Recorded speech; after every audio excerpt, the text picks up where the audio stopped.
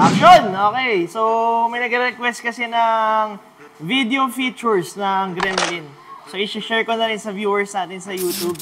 So, unang-una yung Gremlin natin. Napakamura lang nito. 39,000 as of the moment. 72 volts, 28, 2,000 watts yung motor.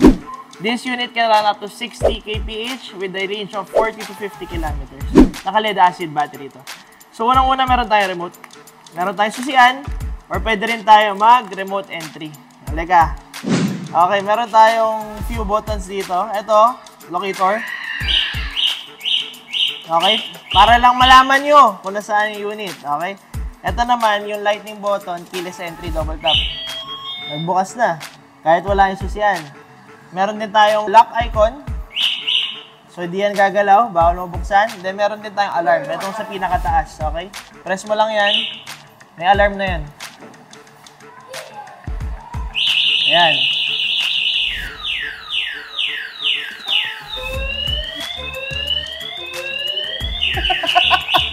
Maglalak yung motor niyan, okay? So, yun yan. Ulitin natin. Ito, locator, unlock, lock to. Ito naman yung lock with alarm. Ito, lock without an alarm, okay? Next. Meron tayong susian. Pwede rin tayo mag-keyless entry. Pasok yan nandito. Keyless entry tuloy. Key entry. Tapos, twist to the right para buksan. Ito yung dashboard. Press nyo yung P para mawala yung park. Okay? Busina.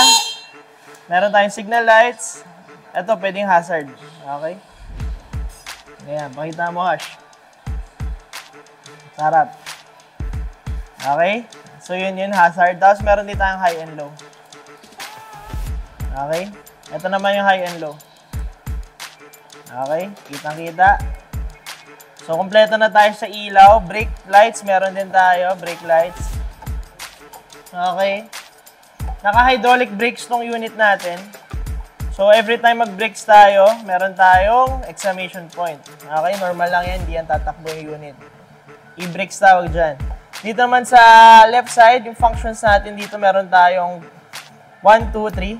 3 pinamabilis, 1 pinamabagal. May throttle siya, pak. Meron tayong kill switch para sa ilaw. Para dito sa gitna, yung daylight running lights. Ito naman yung para sa headlights. Ayan, titingnan mo sa harap. Okay, yan yung naka-off. Yan yung daylight running lights. Ito naman yung headlights. Tapos, meron din tayong reverse function. Pag mag-a-atras kayo, pindutin nyo to. Tapos, mag-throttle kayo. Okay? Gagawin ko ngayon. Hopefully, wala akong mabangga. Ayan. Okay? Kita tayo. Re-reverse tayo ulit para sa inyo. Okay, amazing. Okay, ano pa ba? Next tayo, next. Pag off nyo siya, dito, ikot nyo lang. Twist nyo lang ulit. Para buksan yung compartment to the left naman. Ayan. Meron tayong kill switch dito. On, tsaka off. Ito pag naka-off. Make sure naka-on yan pag gagamitin nyo, ha? Bagsak nyo lang para magsarado. Meron tayong foot peg dito. Dapat daw dahan-dahan lang yung pagbalik. Ayan. Paglalabas nyo, pindutin nyo lang. Tapos dito sa gilid, meron tayong kickstand. Meron tayong center stand. Yun naman pretty much everything. Ay, meron din palang USB port dito.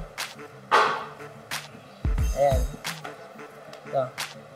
Okay. Okay. Sa client natin na nagre-request ng feature video, ito na yun, complete features ng Gremlin, a bit away. Alright, so sana nagustuhan niyo yung video. Makikita nyo naman, ang binabayaran nyo dito pag bumili kayo ng electric vehicle is hindi lang unit, pati yung after sales. Tama ba, boys? Hey! So sa after sales, di namin kayo iiwan, guaranteed yan. Marami tayong technician dito. Para sa inyo, kakagdag kami. Everybody, let's go! 5, 6, 7, 8. Kaldag.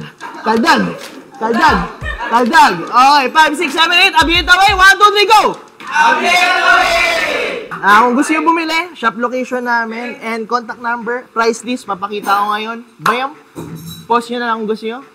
Abiyet away, baby.